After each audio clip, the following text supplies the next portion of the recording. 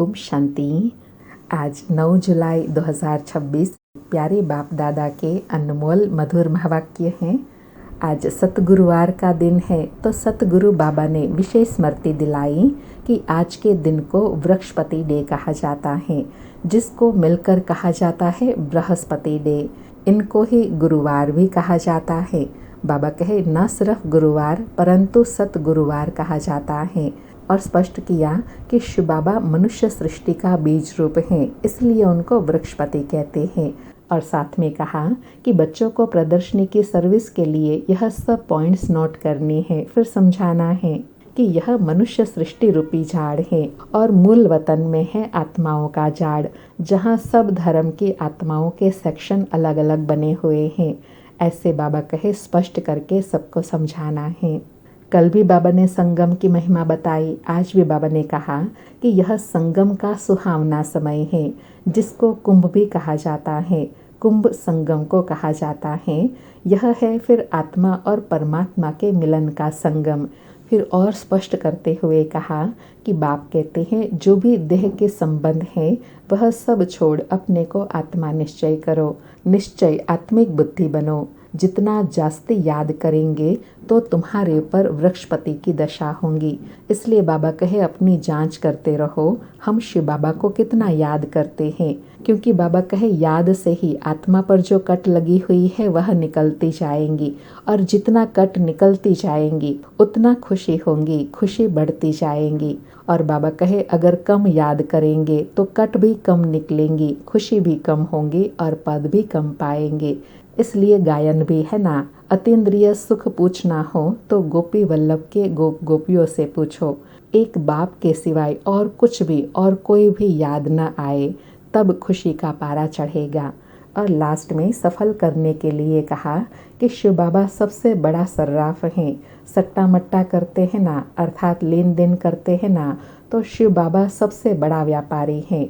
पुराना कखपन लेते हैं और लख देते हैं।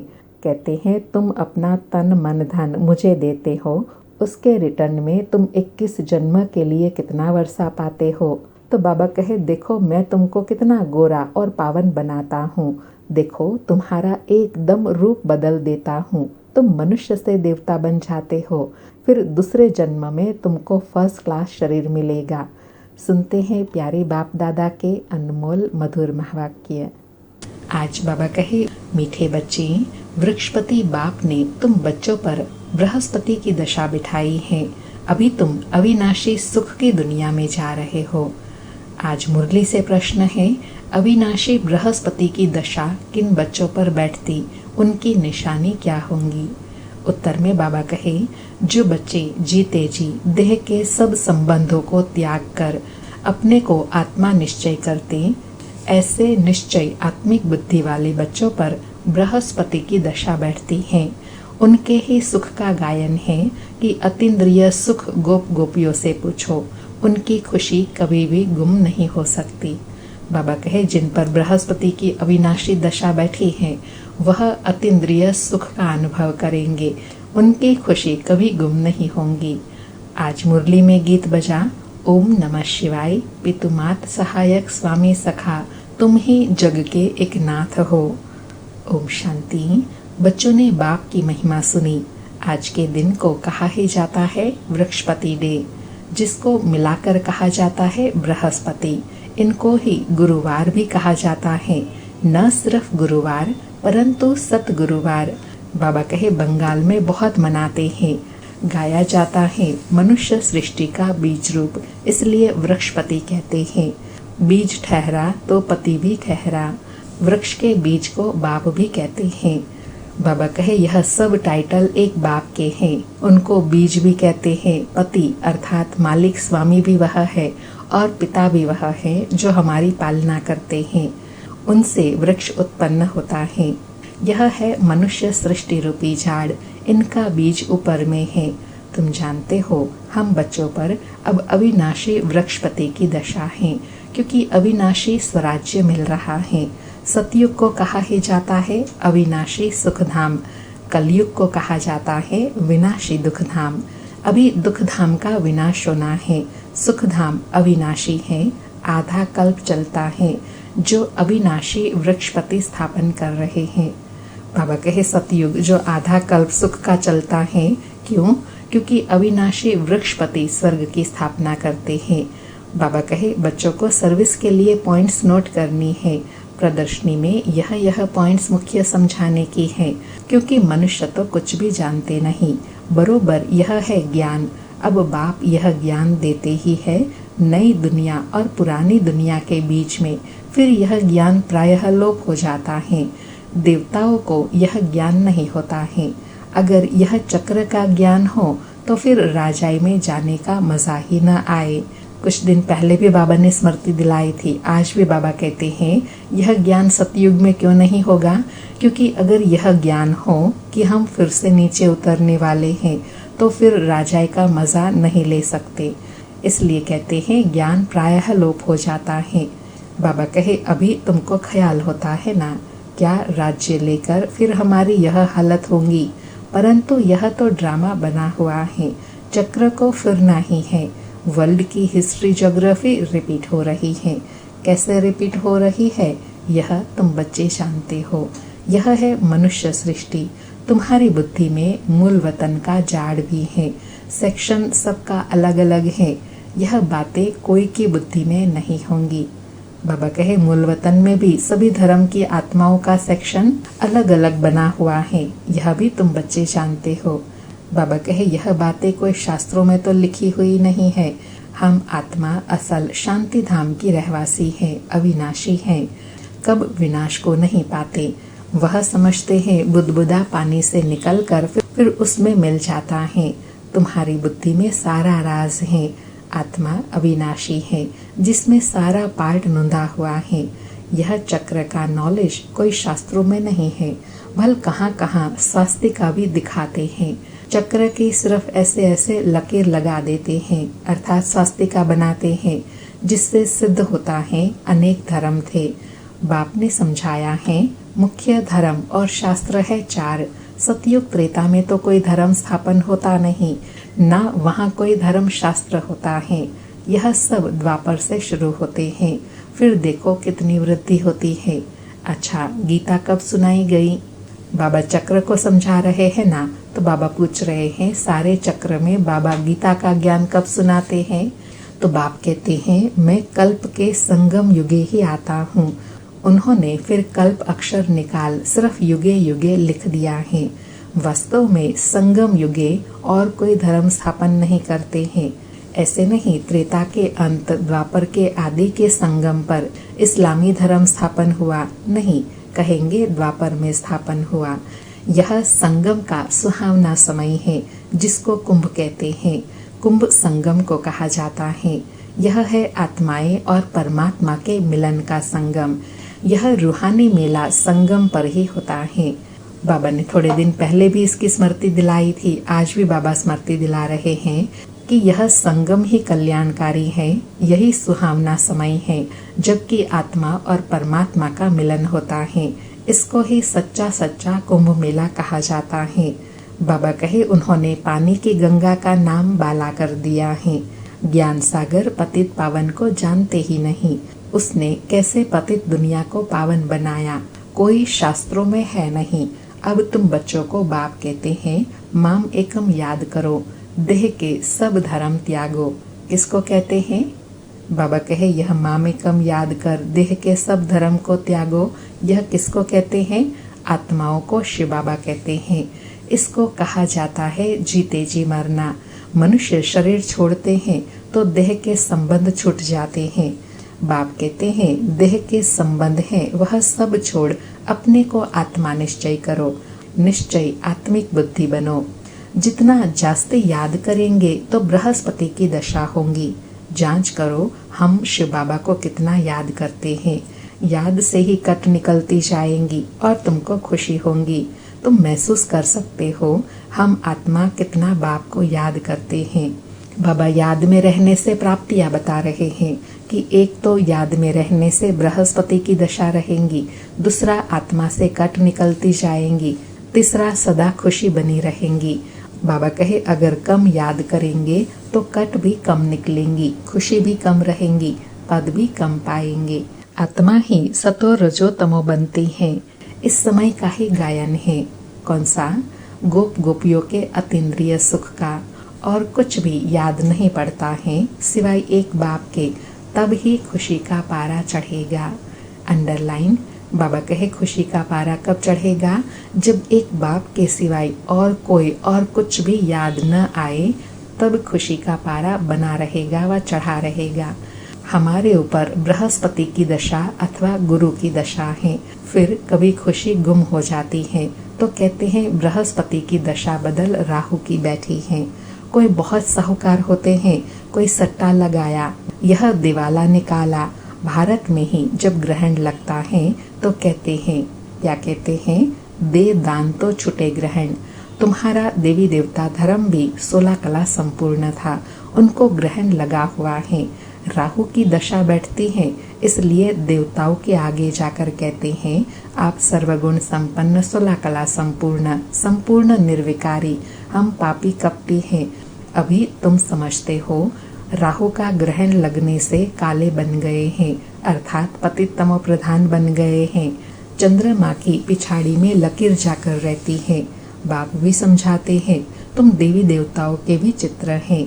गीता ही आदि सनातन देवी देवता धर्म का शास्त्र है, परंतु यह अपने धर्मों को नहीं जानते हैं। रिलीजियस हेड्स की कॉन्फ्रेंस करते हैं, तुम वहाँ भी समझा सकते हो। ईश्वर तो सर्वव्यापी है नहीं, वह तो बेहद का बाप है। बच्चों को आकर वर्षा देते हैं, साधु संत आदि को तो वर्षा मिलता नहीं, तो मानेंगे कैसे? इसलिए बाबा कहे तुमको समझाना है, तुम बच्चों को ही वर्षा मिलता है। मुख्य बात है ही यह सिद्ध करने की। कौन सी? कि ईश्वर सर्वव्यापी नहीं है। शिव जयंती होती है, फिर शिव जयंती कहो अथवा रुद्र जयंती कहो। रुद्र यह ज्ञान यज्ञ रचते हैं, है तो शिव।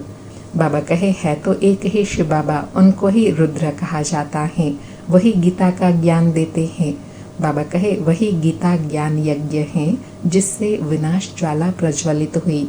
प्रैक्टिकल में तुम देखते हो कैसे निराकार बाप ने रुद्र ज्ञान यज्ञ रचा है। साकार तो कुछ कर न सके, यह बेहद का यज्ञ है। इनमें सारी पुरानी दुनिया स्वाहा होनी है, बाकी तो वह सब है जिस्मानी यज्ञ। कितना दिन रात का फर्क है। बाप कहते हैं यह रुद्र ज्ञान यज्ञ है, विनाश भी होना है। तुम जब पास हो जाएंगे, पूरा योगी और ज्ञानी बन जाएंगे, तो फिर तुम्हारे लिए नई दुनिया स्वर्ग चाहिए। अंडरलाइन। बाबा कहे जब तुम बच्चे पास हो जाएंगे, अर्थात संपन्न बन जाएंगे, पूरा ज्ञानी योगी बन जाएंगे, तो फिर तुम्हारे लिए नई दुनिया चाहिए। बाबा कहे नर्क का जरूर विनाश चाहिए। राजस्व अश्वमेघ अक्षर भी ठीक है, घोड़े को स्वाहा करते हैं। वास्तव में है तुम्हारा यह रथ। बाबा कहे राजस्व अश्वमेघ कहते हैं ना, तो अश्व अर्थात घोड़ा, और वो घोड़ा कौन सा है? यह देह। इसको इस योग अग्नि में स्वाहा करना है, अर्थात देह भान को समाप्त करना है, तब यह महायज्ञ संपन्न होगा। बाबा कहे एक दक्ष प्रजापिता का भी यज्ञ रचते हैं, उनकी भी कहानी है। अब तुम बच्चों को कितनी खुशी होनी चाहिए। किस बात की खुशी? कि हमको वृक्षपति बाप पढ़ा रहे हैं, हमारे ऊपर अब वृक्षपति की दशा है। हमारी अवस्था बहुत अच्छी है। फिर चलते फिरते लिखते हैं, बाबा हम तो मूंझ गए हैं, पहले हम बहुत खुशी में थे, अब पता नहीं क्या हुआ है। तो बाबा कहे यहाँ आकर बाप का बनना बड़ी यात्रा है। वहाँ तीर्थ यात्राओं पर जाते हैं तो कितना पैसा खर्च करते हैं। अब यहाँ तो दान करने की बात नहीं, इसमें कुछ भी पैसा खर्च नहीं करना है। वह है जिस्मानी यात्राएं, तुम्हारी है रूहानी यात्रा। जिस्मानी यात्रा से फायदा कुछ भी नहीं। गीत में भी है ना, चारों तरफ लगाए फेरे फिर भी हर दम दूर रहे। बाबा कहे अभी तुम समझते हो कितनी ढेर यात्राएं की होंगी। कहाँ न कहाँ मनुष्य जाते जरूर हैं। हरिद्वार में गंगा जी पर जरूर जाते हैं, पतित पावनी गंगा समझते हैं ना। अब वास्तव में तुम हो सच्ची सच्ची ज्ञान गंगाएं। तुम्हारे पास भी बहुत आकर ज्ञान स्नान करते हैं। बाबा कितना नशा दिला रहे हैं कि तुम भी सच्ची सच्ची ज्ञान गंगाएं हो। कैसे? क्योंकि तुम बच्चे बाबा से ज्ञान प्राप्त करते हो, फिर अनेक आत्माओं को देते हो, वह अनेक आत्माएं तुमसे ज्ञान प्राप्त करने आएंगी, तो तुम भी ज्ञान स्नान कराते हो। बाबा कहे, बाबा ने समझाया है, सतगुरु एक ही है, सर्व का सदगति दाता, सिवाय एक सतगुरु के और कोई नहीं। बाप कहते हैं, मैं तुमको कल्प कल्प संगम युग पर आकर सदगति दे पुजारी से पूज्य बनाता हूँ, फिर तुम पुजारी बन दुखी बन जाते हो। यह भी अब पता पड़ा है। बरोबर हमारा आधा कल्प राज्य चलता है, फिर द्वापर में हम 100 देवी देवता वाम मार्ग में चले जाएंगे। जब रावण राज्य शुरू होता है, तब से ही वाम मार्ग शुरू होता है। उनकी भी निशानी है। कौन सी, कहाँ है? जगन्नाथ के मंदिर में जाओ तो अंदर काली मूर्तियां हैं, बाहर में देवताओं के गंदे चित्र हैं। उस समय अपने को भी थोड़े ही समझ में आता था कि क्या है। विकारी मनुष्य विकारी दृष्टि से देखते हैं, तो समझते थे देवताएं भी विकारी थे। यह लिखा हुआ है, देवताएं वाम मार्ग में जाते हैं। ड्रेस भी देवताओं की दी है। बाबा स्पष्ट कर रहे हैं कि जैसे मनुष्य होता है वैसी उसकी दृष्टि होती है। मनुष्य पतित तो दृष्टि भी पतित हो जाती है, इसलिए देवताओं के ऐसे ऐसे चित्र बनाए हुए हैं। बाबा कहे, यहाँ भी दिलवाड़ा मंदिर में जाओ तो ऊपर में स्वर्ग लगा हुआ है, नीचे तपस्या में बैठे हैं। इन सब राज को और कोई जानते नहीं। बाबा का तो अनुभवी रथ है ना ब्रह्मा बाबा। तुम बच्चे अब समझ रहे हो, आत्माएं और परमात्मा अलग रहे बहुकाल। तुम जो पहले अलग हुए हो, फिर तुम ही आकर पहले मिलते हो। सतयुग का फर्स्ट प्रिंस है श्री कृष्ण।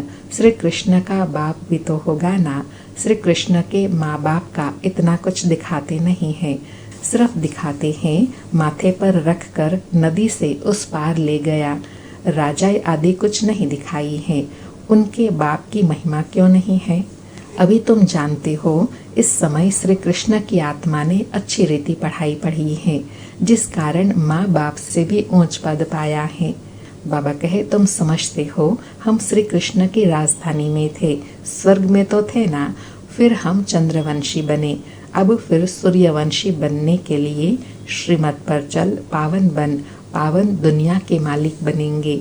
हर एक अपनी अवस्था को देख सकते हैं।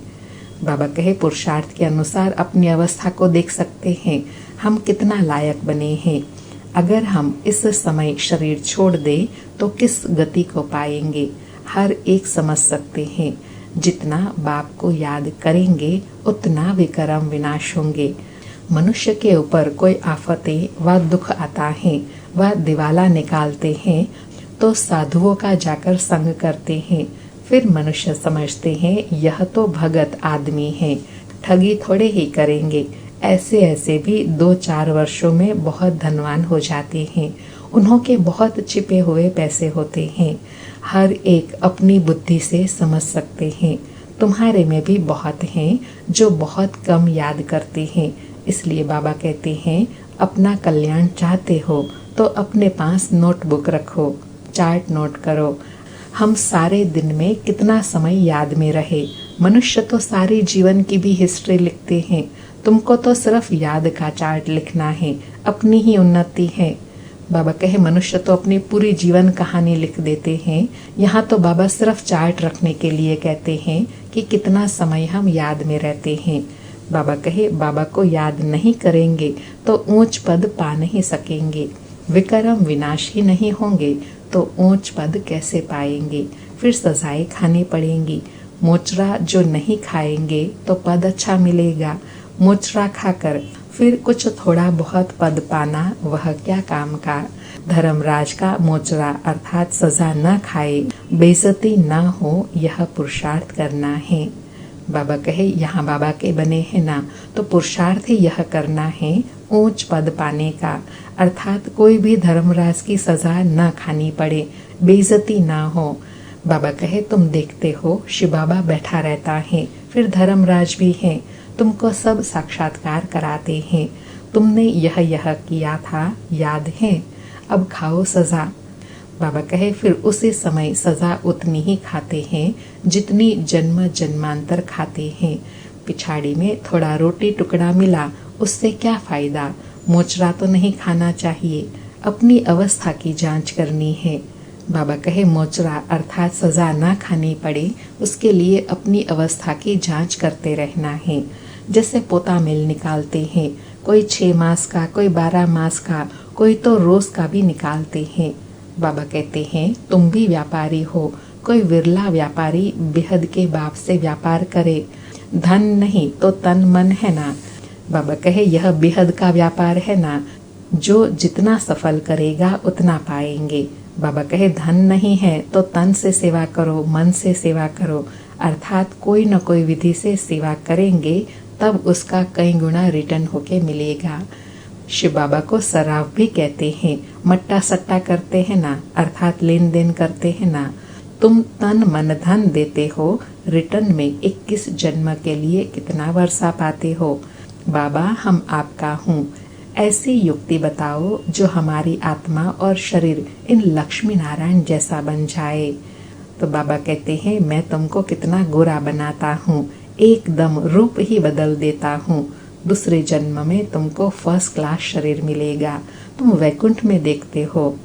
बाबा कहे बच्चे कहते हैं कि ऐसी युक्ति बाबा बताओ जो हम लक्ष्मी नारायण जैसा बन जाए। तो बाबा कहे मैं देखो तुमको कितनी अच्छी युक्ति बताता हूँ, तुम ऐसे गोरे बन जाते हो, पावन बन जाते हो, जो तुम्हारा रूप ही बदल जाता है, तुम मनुष्य से देवता बन जाते हो। बाबा कहे तुम जानते हो यह मम्मा बाबा फिर लक्ष्मी नारायण बनेंगे। एम ऑब्जेक्ट भी दिखाते हैं। अब जो जितना पुरुषार्थ करे, अगर पुरुषार्थ पूरा नहीं करेंगे, धम चक्कर मचाएंगे तो अपना ही पद भ्रष्ट करेंगे। अच्छा, मीठे मीठे सिकिलधे बच्चों प्रति माता पिता बाप दादा का याद प्यार और गुड मॉर्निंग। रूहानी बाप की रूहानी बच्चों को नमस्ते। हम रूहानी बच्चों की रूहानी माता पिता बाप दादा को याद प्यार, गुड मॉर्निंग और नमस्ते नमस्ते। सारी मुरली से धारणा के लिए सार है। पहला पॉइंट, अपनी अवस्था की जांच स्वयं ही करनी है। अपने कल्याण के लिए डेली डायरी रखनी है जिसमें याद का चार्ट नोट करना है। दूसरा पॉइंट, बेहद के बाप से सच्चा सच्चा व्यापार करना है। तन मन धन बाप हवाले कर 21 जन्मों के लिए रिटर्न लेना है। निश्चय बुद्धि बन अपना कल्याण करना है। आज बाबा ने वरदान दिया, खुशी के साथ शक्ति को धारण कर विघ्नों को पार करने वाले विघ्नजित भव। खुशी के साथ शक्ति को धारण कर विघ्नों को पार करने वाले विघ्नजित भव। स्पष्टीकरण है, जो बच्चे जमा करना जानते हैं वह शक्तिशाली बनते हैं। यदि अभी अभी कमाया, अभी अभी बांटा, स्वयं में समाया नहीं तो शक्ति नहीं रहती। सिर्फ बांटने व दान करने की खुशी रहती है। खुशी के साथ शक्ति हो तो सहज ही विघ्नों को पार कर विघ्नजीत बन जाएंगे। फिर कोई भी विघ्न लगन में डिस्टर्ब नहीं करेंगे। इसलिए जैसे चेहरे से खुशी की झलक दिखाई देती है, ऐसे शक्ति की झलक भी दिखाई दे। बाबा कहे विघ्नजीत कब बनेंगे? जब कमाई करने के साथ साथ बांटेंगे भी और बांटने के साथ साथ जमा भी करेंगे, और दोनों जब है तब सहज विघ्नजीत बन जाएंगे। आज का स्लोगन है, परिस्थितियों में घबराने के बजाय उन्हें शिक्षक समझकर पाठ सीख लो। परिस्थितियों में घबराने के बजाय उन्हें शिक्षक समझकर पाठ सीख लो। आज के अव्यक्त इशारे हैं, ज्वाला स्वरूप स्थिति में रहे शक्तिशाली याद का अनुभव करो। आज अनुभव करने के लिए कहा कि लास्ट सो फास्ट पुरुषार्थ ज्वाला रूप का ही रहा हुआ है। पांडवों के कारण यादव रुके हुए हैं। पांडवों की श्रेष्ठ शान, रूहानी शान की स्थिति यादवों के परेशानी वाली स्थिति को समाप्त करेंगी। तो अपनी शान से परेशान आत्माओं को शांति और चैन का वरदान दो। ज्वाला स्वरूप अर्थात लाइट हाउस और माइट हाउस स्थिति को समझते हुए इसी पुरुषार्थ में रहो। बाबा कहे अभी लास्ट पुरुषार्थ कौन सा रहा हुआ है? ज्वाला स्वरूप याद का। अच्छा, ओम शांति। शुक्रिया बाबा, शुक्रिया।